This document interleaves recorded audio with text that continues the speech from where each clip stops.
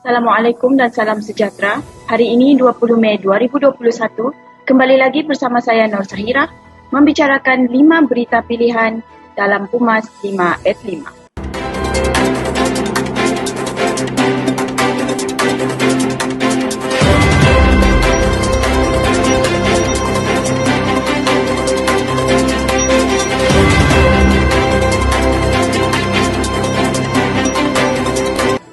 Kerajaan perlu melaksanakan 7 prasyarat jika ingin mengisytiharkan Perintah Kawalan Pergerakan secara penuh sebagaimana Perintah Kawalan Pergerakan. Yang pertama, ikutan peningkatan kes harian COVID-19 sudah mencecah ke angka 6,000. Pemuda UMNO Datuk Dr. Ashraf Wachidi Dusuki berkata, prasyarat yang dikemukakan itu adalah bagi memastikan rakyat tidak terkesan teruk jika Perintah Kawalan Pergerakan dilaksanakan secara total.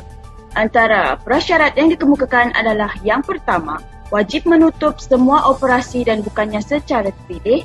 Yang kedua, kerajaan perlu pertimbangkan bantuan khas kepada rakyat di semua peringkat dan dari segenap sektor yang terjejas. Yang ketiga, menggunakan kuasa ordinan darurat untuk menggesa institusi perbankan dan kewangan, menawarkan moratorium sekurang-kurangnya untuk tempoh 3 bulan. Yang keempat, tiada lagi duit standard dalam penguatkuasaan mahupun SOP dan Perintah Kawalan Pergerakan. Yang kelima, lebih baik rasa perit untuk satu tempoh singkat, termasuk menutup sektor ekonomi berbanding rasa payah berulang-ulang akibat Perintah Kawalan Pergerakan yang separuh masa. Yang keenam, terjejasnya ekonomi jika total lockdown ada asasnya. Tetapi, keperluan untuk tangani pandemik COVID-19 lebih mendesak. Yang ketujuh, utamakan tangani COVID-19 sehingga ke tahap sangat minimum daripada berterusan mengenakan Perintah Kawalan Pergerakan separuh masa yang lebih menyukarkan usaha memulihkan ekonomi untuk jangka panjang. Puteri UMNO Johor merayu pihak kerajaan agar cadangan Menteri Kesihatan Datuk Seri Dr. Adham Baba berhubung Perintah Kawalan Pergerakan secara penuh dilaksanakan. Ketua Puteri UMNO Johor, Nur Ain Abdul Rahman berkata, sejarah telah membuktikan Perintah Kawalan Pergerakan penuh seperti Perintah Kawalan Pergerakan yang pertama telah berjaya menurunkan kes COVID-19 ke 1 angka. Aktiviti dan pergerakan orang ramai perlu dihadkan agar tiada rantaian sebaran COVID-19.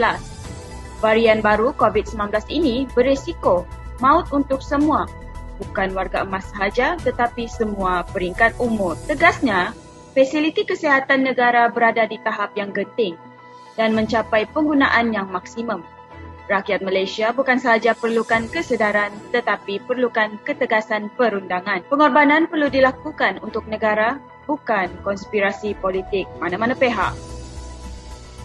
Rakyat Palestin yang kini teruk ditindas oleh rejim Zionis Israel menzahirkan penghargaan kepada rakyat Malaysia atas solidariti bantuan yang dihulurkan. Perkara itu dinyatakan oleh jurucakap Hamas di Gaza, Dr. Abdul Latif Kanoi, ketika mengadakan persidangan video bersama pemimpin UMNO semalam. Ketua Penerangan UMNO, Syahril Hamdan berkata, lalui sesi berkenaan, pemimpin UMNO telah mendengar dan mendapatkan maklumat yang terkini situasi yang berlaku di sana. Selain bantuan kebajikan, Malaysia juga perlu memainkan peranan dalam konteks masyarakat antarabangsa kerana penyelesaian itu menuntut koordinasi bersama negara-negara lain. Tegasnya, melalui persidangan video itu, ianya dapat memberikan gambaran jelas mengenai apa yang berlaku serta memperbetulkan sebarang persepsi salah mengenai situasi semasa. Apa yang berlaku di Palestin bukannya peperangan, tetapi penindasan yang bermula di penempatan Syekh Jarrah. Pemuda UMNO Malaysia dan Barisan Nasional akan bekerjasama dengan pemuda-pemuda parti politik daripada 34 negara lain untuk mengusahakan penganjuran satu forum antarabangsa mengenai nasib dan masa depan Palestin. Ketuanya Datuk Dr. Ashraf Wachidi Dusuki berkata, program itu dijangka akan diadakan pada hari ini, Khamis 20 Mei, yang akan dilaksanakan melalui platform media sosial. Hingga kini, pimpinan-pimpinan sayap pemuda, parti-parti dari 34 negara sudah menyatakan persetujuan untuk menyertai program berkenaan. Menurutnya, apa sahaja usaha untuk menyampaikan mesej kepada dunia, terutamanya pertubuhan bangsa-bangsa bersatu dan kuasa-kuasa besar mengenai isu Palestin amat penting. Ianya bagi menzahirkan solidariti masyarakat dunia terhadap nasib Palestin yang berterusan ditindas, diperkosa hak mereka dan diperkotak-katikan di tanah air sendiri oleh penjajah rejim Israel.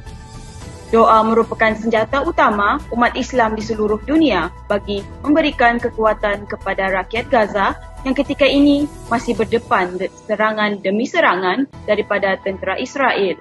Presiden UMNO Datuk Seri Dr. Ahmad Zahid Hamidi berkata, meskipun pelbagai tindakan emosi dan fizikal yang dilakukan, namun berpegang teguh kepada keimanan. Umat Islam di bumi suci itu masih kekal bertahan demi perjuangan mereka memerdekakan tanah air. Menurutnya, walaupun mempunyai kekuatan senjata, tapi rejim Zionis tidak dapat meruntuhkan semangat rakyat Palestin yang berjuang mempertahankan tanah air mereka. Beliau menyeru kepada semua umat Islam khususnya di negara ini supaya bersama-sama berdoa serta mengulurkan bantuan bagi meringankan bebanan yang ditanggung berikutan tindakan kejam dan zalim rejim Zionis kepada rakyat Palestin. Sekian sahaja daripada saya Nur Sahira. Jangan lupa temu janji kita Isnin hingga Jumaat jam 5 petang.